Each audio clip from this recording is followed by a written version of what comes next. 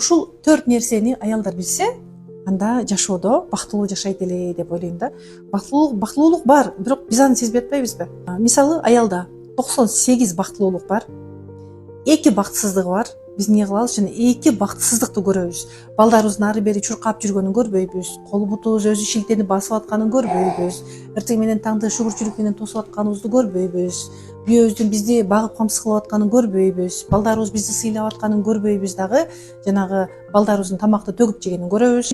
Жаштыгыбызды, өмүрүбүздү өткөрүп алат экенбиз. Бул бир. Демек шүгүрчүлүк сезинүү. Экинчи, ал кандай болсо ошондой кабыл алуу. Биз бирөөнү оңдогубуз келе берет. Бул ачуулуу, бул ушундай экен, мунун чыныгы жүзү ачылды деген сыяктуу бир проблемаларды таап алып отурабыз да.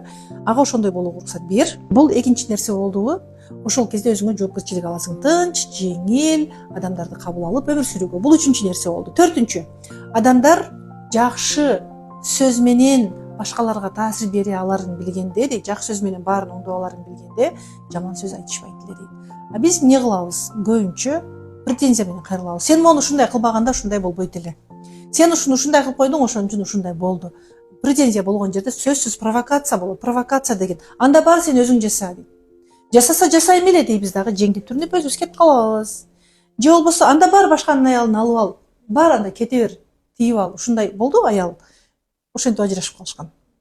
Мен эмне кылам? Биз ушинтип урушуп калдык, мен кетейин деген оюм жок болчу дейт. Ушинтип провокация менен урушуп калабыз. Ажырашуулар башында майда нерседен башталат. Биз ошол кичинекей кезинде көрбөй калабыз да. Анан сел чоң келгенде качууга мажбур болобуз го. Ал сел жол мурда түшкөн болчу да. Ушундай.